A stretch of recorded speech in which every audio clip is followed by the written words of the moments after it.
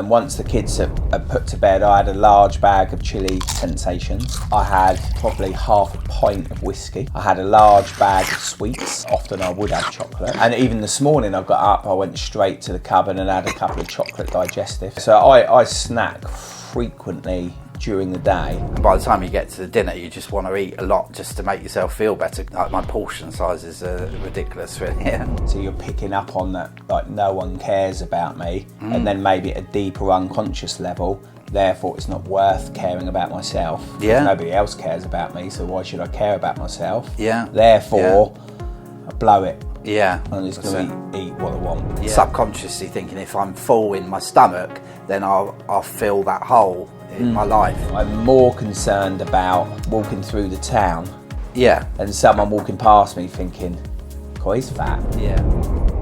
Good to be back again, Gary. I know it's been a while. So, yeah, how are you keeping? Yeah, good, thank you. Good, excellent.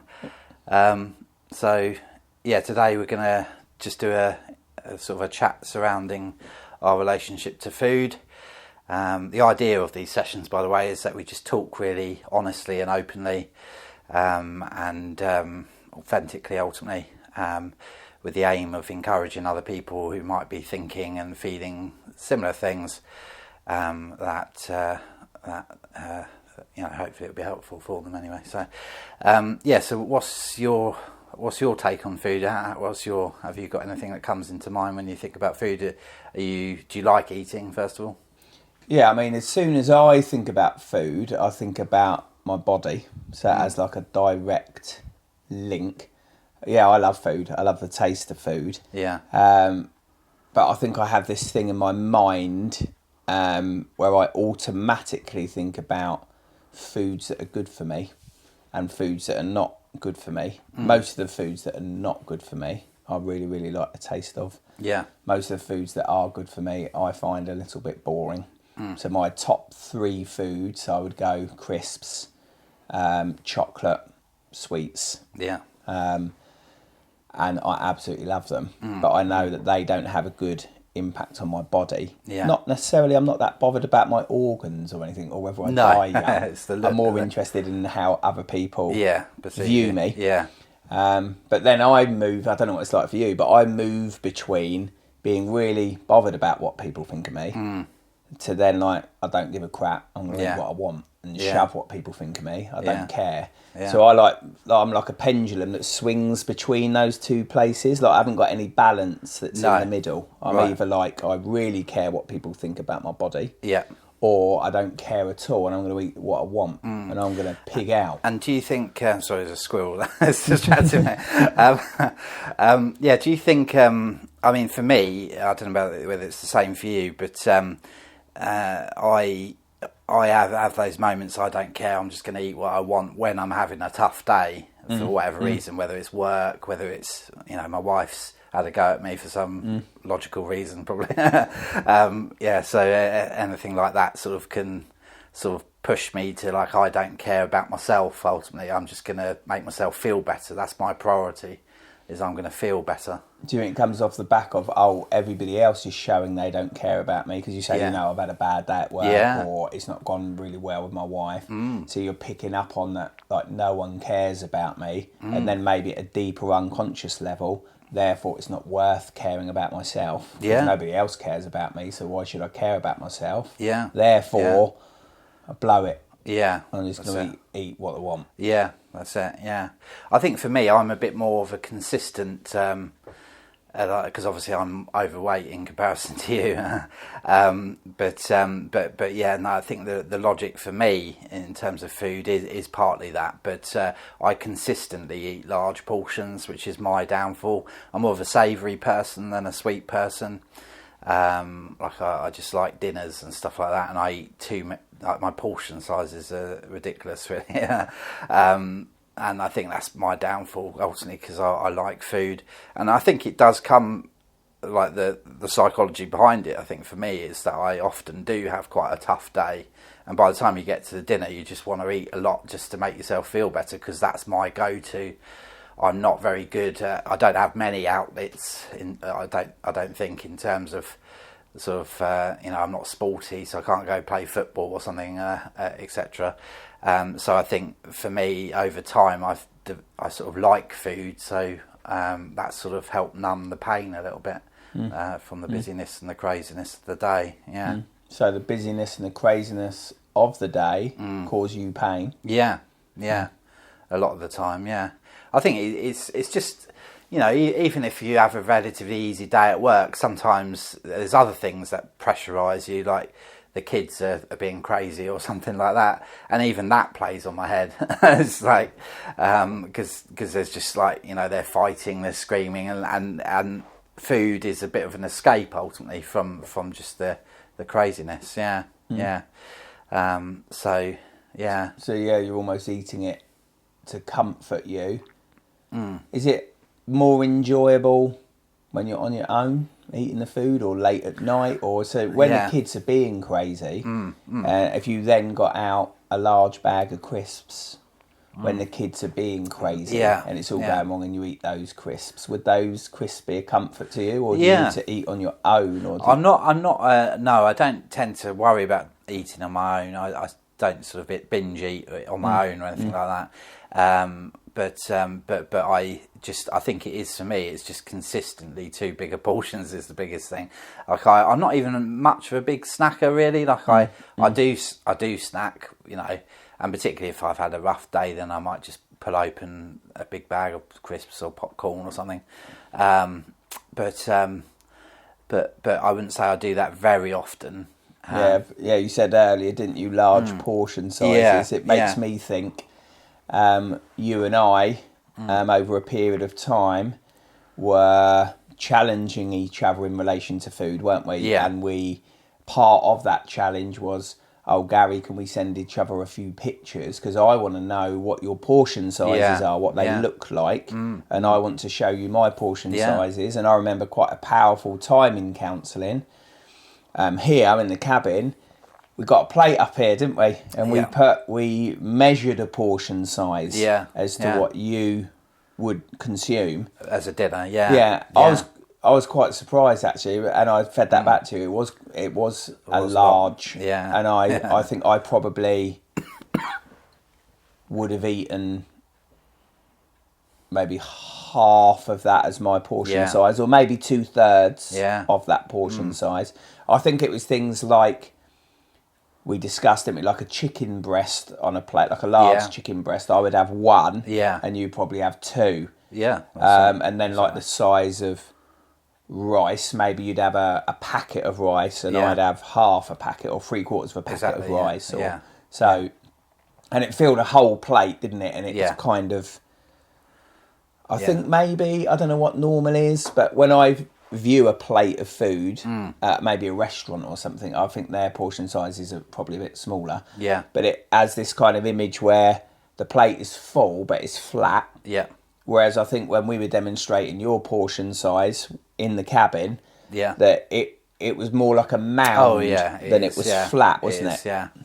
And I'm not sure why that is. I think from a young age I always liked eating, but ultimately I think it's a subconscious thing of trying to fill a hole, not just a physical hole, but sort of in a hole where perhaps I don't like myself, which I'd never really have very much. I'm quite anti myself really, and I think deep down it's trying to fill that hole with food, because it sort of gives you an initial temporary sort of kick of satisfaction, doesn't it? Why does it do that, do you think? Like, is it just like chemicals that are working together in your body that make you feel good, or is there something else that's going on? Like, how does it effectively fill that hole? Is it just taste? I think it's taste. I think it's the sensation of being full as well. Eventually, I sort of feel, I guess I'm subconsciously thinking, if I'm full in my stomach, then I'll fill that hole in my life. So it's like a satisfaction, like you feel satisfied, and you think that's a transferable feeling. That's right. It's almost transferring to my soul really, from my body.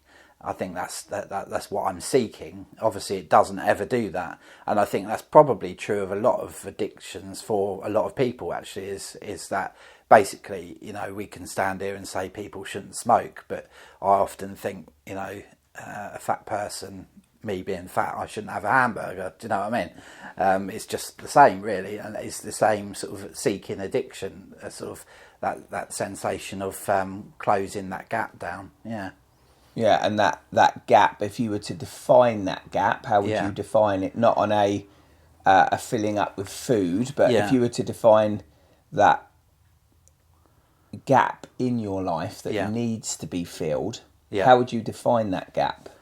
Yeah, in terms of why it's there, type thing. Yeah. I think it is. I've always compared myself to others, and I've seen everyone else as the best, as better than me.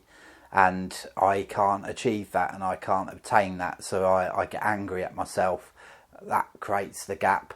I'm not enough, ultimately. I'm not enough gap, for myself. Were to read a definition of the gap, because I think people's gap is slightly different. Yeah. But John's definition of the gap inside of him is I am not enough. Yeah, I'm not enough. I compare myself with others. Yeah. There's some self-hatred in there. They're not good enough. That's how you would define the gap that you're trying to fill. Yeah, that's right. Yeah, because I do think everyone has a gap, but that their gaps just look different. I think so. Yeah, I've got a gap. Yeah, that's but right. I wouldn't necessarily define my gap. No. In the same way. Yeah, that's right. Yeah. And I mean, I'm if you don't mind me bringing it up, I remember when I was quite shocked when we were taking photos and sending them to each other of what we were eating. Your struggle wasn't portion sizes, but it was more snacking. Yeah, we're probably the opposite of each other, aren't we? Yeah, that's right. I was, and still do frequently snack. Yeah. So my portion sizes are probably what you might consider average, maybe, or what you might see at a restaurant or something. But then, in an average day. So if I take yesterday, for example, I once the kids are put to bed, I had a large bag of chili sensations. Right. Yeah. I had probably half a pint of whiskey. I had a large bag of sweets. Yeah. I didn't have any chocolate, but I would have chocolate. And even this morning I got up, I went straight to the cupboard and had a couple of chocolate digestives. Yeah. So I snack frequently during the day. And I don't know whether that is... So I don't relate it in the same way psychologically as you do, like it's filling this gap. As you said earlier, other people have other ways of filling that gap, and my way of filling that gap is a bit more through sport. So I feel like I'm not good enough, or similar feelings to you, but I fill the gap with other things. I think food or snacking. So what am I actually doing when I'm eating crisps, sweets and chocolate? Is it because you haven't eaten enough in your dinner, so you're hungry physically? Yeah, I'm not. Sometimes it is that I'm a little bit hungry. Yeah. I don't know. I think it is an addiction, and I absolutely love the taste. Yeah. Like now we're talking about this subject, I'm thinking I'd love a bag of crisps. I love the taste of the crisps. Yeah. I don't know what's deeper at play, because I think maybe I'm not acknowledging something that you are acknowledging. Yeah. Because I think if I have had a rough day or a bad day, I'm more likely to snack more in the evening. I'll always snack in the evening, but eat more snacks. Ultimately, it makes you feel good temporarily, doesn't it? Yeah, I think and the taste and the habit of so even my wife, and she'd be okay with me saying this, she's also involved in the habit. So part of the habit is the kids go to bed, we put something on TV like a series on Netflix. Yeah. Then the crisps come out, chocolate, ice cream, sweets, alcohol, and it's all almost like part of our maybe escapism from the children. Yeah. And you sort of taking a breath type moment. Yeah, isn't yeah. It? As a couple, it's something like if we reflected on, we'd both think this is really nice. Yeah. And we really enjoy it. So I don't view the whole thing negative. The only negative thing I view about it is that it doesn't make me look very good. So when I look in the mornings at my belly, I really don't like it. And also it impacts my fitness. Sure. I really don't like that either. Yeah. But in terms of like it, me and Joe feel close. The taste is nice. It's satisfying. Yeah. It's part of our routine. Our escape from the children. I like the taste also of alcohol. Like those things are really, really nice. Its negative impact is how I feel about my body. Yeah. As I said earlier, more so than what I'd look towards others than the damage I might be doing to my organs, which doctors would tell me like it's really not very good to eat a large bag of crisps every day. No. That's going to be clogging up my arteries with a load of fat. Yeah. But in some ways, I'm not bothered because I'm like, well, we're all going to die. Yeah. But I'm more concerned about, I don't know, walking through the town. Yeah. And someone walking past me thinking, "God, he's fat." Yeah, that's it. Yeah, that's good. I don't like that. I don't like that. On that topic, I've almost switched that off in my head because I've had to because I'm just too overweight, and I like eating as well. So that thought I've had to close down over time in order to survive. Otherwise, it would just continue that perpetual cycle of self-hate.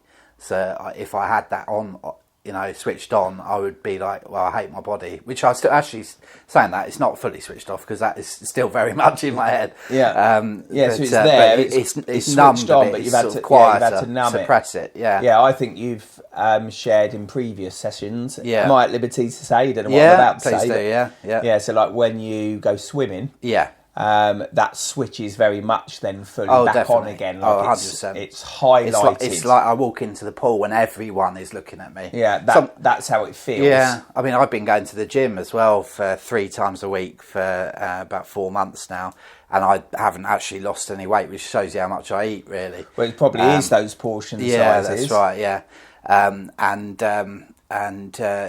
Sometimes when I walk into the gym, the same thing happens. It's like your head is saying everyone's eyes are watching me, and you become incredibly hyped up, self-aware. Yeah. And it closes you down from anything else. All you can see in your vision is that everyone's watching you because you're fat. Yeah. And what are they thinking? What words are you putting in their they're mouth? fat.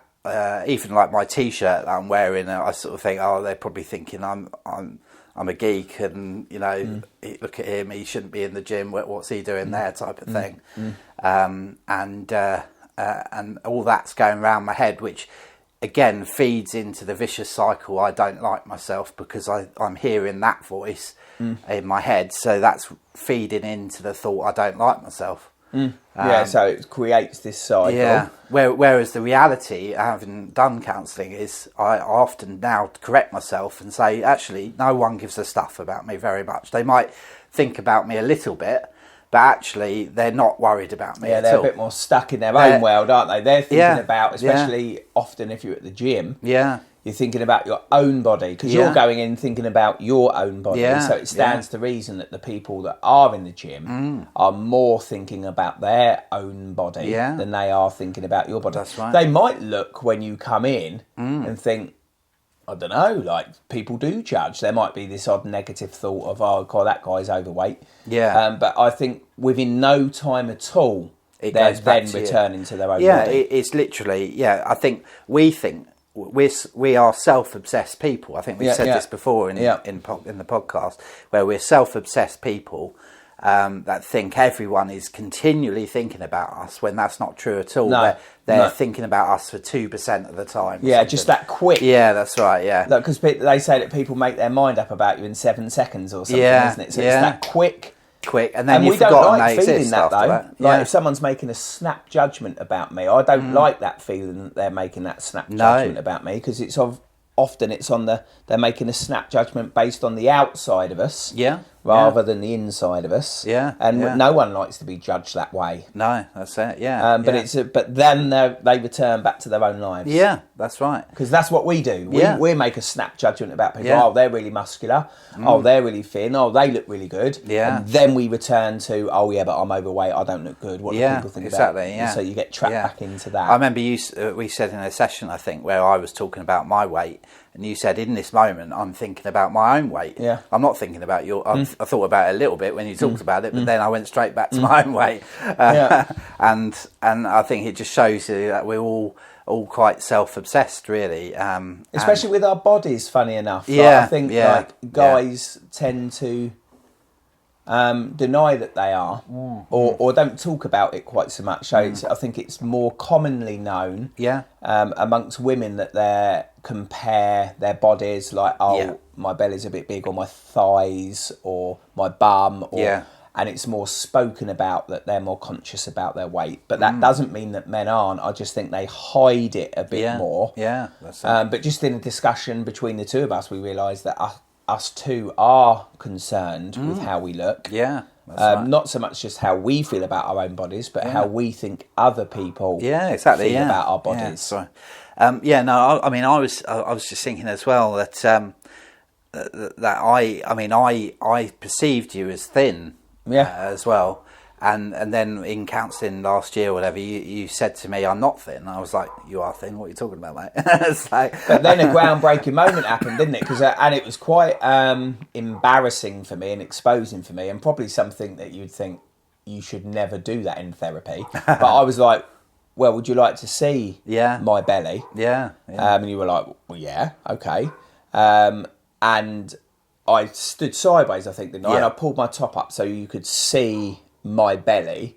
I think you were quite shocked. Yeah, I was shocked. Not in a... I mean, But it was larger. I thought you were dead thin, and you were bigger than I thought. Yeah, it was larger than you thought. Yeah, that's right. Yeah, which was quite an exposing moment. Yeah, no, it's very vulnerable. Yeah, and I don't think I could bring myself to do the same thing. So, and in a way, it feels like it's inappropriate, but that it wasn't inappropriate based on the moment that we were in counselling. That's right, I don't think. No, it wasn't. No, exactly. Yeah, it made sense. But it just shows you that we are all individually concerned about our weight, and our relationship to food feeds into that ultimately. But also, I find it hard because food everywhere. There's bad food everywhere in our society, isn't there? I mean, unless you eat sort of fresh fruit and veg all the time, which goes off in the fridge, which annoys me. Is expensive. And it's more expensive. So then you sort of think, okay, I need frozen, I need tinned, I need like all this stuff that's been processed, and it becomes very hard to live in this society when billboards are showing you Big Macs everywhere, and you just walk into somewhere and they've got 10 donuts on the table, and you end up having one, and even though you shouldn't have one, type thing. It's a bit like in a way it's a bit like a druggie being asked to sort of look after a pharmacy or something. Do you know what I mean? It's that type of thing where it's just everywhere where it becomes very hard. For me, food is a bit of a drug. It's become a drug, and it's probably not so much a drug for you, but maybe snacking is a little bit. But for me, like, temptation's everywhere, and that's basically very challenging. Yeah. And it, like, I don't know, like, obviously a scientist would, or a nutritionist would be able to tell us, and I don't really fully know, and I don't know whether it's just purely to do with like sugars and stuff. But the unhealthy food, to me, tastes so much nicer. Definitely, yeah. And that's got that addictive quality to it. Yeah. Like, if you're offering me an apple or a bag of crisps, I'm not even looking twice at the apple. I'm not interested in the apple. Yeah, and kids as well grow up like that, don't they? It's like it's everywhere, and kids just do what they feel like doing. And eat unhealthy because of that. Because they have. Yeah, that's a really good point. Because I don't know if you think of your children, but if I think of my children, where Joe and I often discuss that their diet is like beige. Yeah. So it's just like chips. Like anything that like waffles. Yeah. Maybe baked beans. sausages or whatever. But if you hear of other people's children and their diet, it's often the same, like chicken nuggets or like it's all that beige food sort of stuff because it tastes so nice. Yeah, and they often don't want anything else, do they? They if I offer them a watermelon, they might even start crying. Yeah, that's right, exactly. And going back to, it's been a long day, it's a hard day, you're a parent, you're struggling. Okay, let's just do fish and chips or whatever, or chicken nuggets and chips and stuff, and it becomes so much easier. And again, it's just it doesn't help them. It doesn't set them in good stead, does it? My 4-year-old started to get a little bit of a belly, which I'm a bit concerned about. So do you think you and me, we're not concerned enough about health? Because we are, like, what's striking me is some people might be watching this video thinking we're a little bit blasé, like in the way that I just described my children's diet. They might think, actually, that's not okay, Gary, describing your children's diet in that way, and you don't seem bothered about it. Do you think that we should be more concerned about our health and our children's health? I think so, but ultimately, it's a struggle, isn't it? Because we give a lot of our time to work, so in order to prepare healthy food, you need time to do that. Somehow, even if you prepared it on a Sunday, you would need to freeze it and things like that. So you've got to chop up stuff. You've got to, there's a lot more time involved with healthy eating, and that, I think that is a struggle in today's society. And then when they reject that food, then like, so you spent all that extra time preparing this healthy food, and then they don't want it. No, that's right. And then you force it into their mouths. Like, how does that work? No, so it ends up in the bin. Yeah, it ends up in the bin, and I mean, we've just started trying to get our kids to try something new, and then they get a reward over time, like stickers on a chart type thing, and then get a prize at the end of it, and that's helped us out. And obviously we've been trying to direct them in the vein of being more healthy as well with that. But it is a challenge because time is against us, and I think that's what creates this tension often.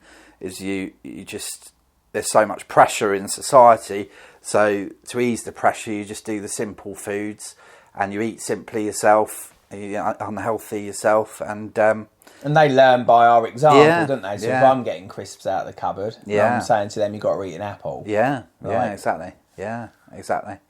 So no, it's a challenge, but I don't think there's an easy answer to it, and I don't think we can come to an answer. But I guess it's just a case of trying to be better. I mean, I found our accountability thing quite useful.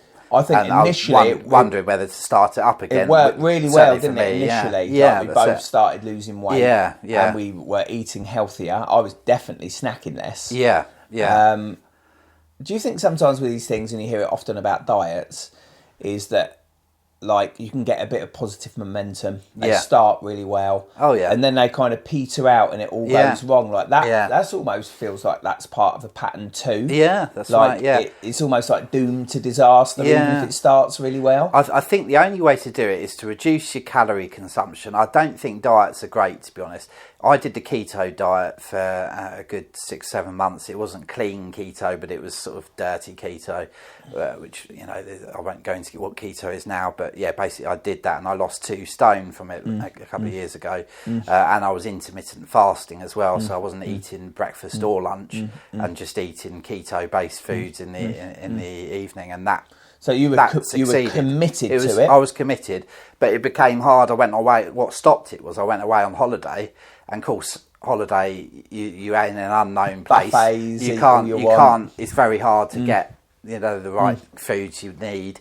So then I just reverted back to just being normal after that, which was my downfall. I'd started putting on weight again, unfortunately, and back to square one. But I think really keto is incredibly hard to sustain. As with most diets, and I think actually the key is to lower your calorie consumption and create a more consistent, healthy sort of eating habits. But even within that, so let's say I was calorie counting and I was allowed 2,500 calories in my day.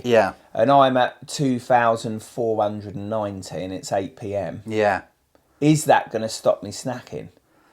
No, because I love those snacks. That's right. I'm going to be like, I don't care if I'm going over 2,500 because I love those snacks. Ultimately, it does down. It's like mental, isn't it? It's discipline, it's motivation. It's motivation, yeah. And I haven't got it. It's hard. I haven't got that discipline and motivation. That's right, like, yeah. I like the taste of the food too much. Yeah, because external things help motivate us. I don't know, like pressure from your wife or something to look good. It could be pressure for if you go play sports and like the guys are chatting to you and slagging you off for being a bit overweight or something. Whereas, motivation's sometimes hard to come by in a way. But I think sometimes motivation, actually, you just got to discipline yourself. You know, it's flat out discipline. Like, I say that, but I'm overweight still. But I mean, I'm now consistently going to the gym 3 times a week, and I can row for an hour without it being too much problem, which is pretty good going now. Like, obviously that took me a while to get to, but I've got to sort my diet out because otherwise I'm never going to lose weight. So, because you've got to get into that calorie deficit. Yeah, exactly. Yeah. Anyway, we probably should, time's gone, John, isn't it? But interesting discussion. Yeah, no, that's it. Yeah, and I might be up for starting up the photo thing again if. Maybe. Even if you don't want to, I might just send you photos just to try and get in the swing. Yeah, I mean, I think it helped us, didn't it? Yeah, habit-wise, because sometimes it takes a while to break an unhealthy habit. We got ourselves into a good habit. Yeah. But then we lost our way, because maybe sometimes you revert to what's easiest, revert to comfort. Yeah, exactly. Yeah. No, that's it. Cool, excellent. All right, thanks cheers, so much, John. Gary. Yeah. Thanks ever so much for listening in. Remember to hit the follow button to stay up to date for latest episodes.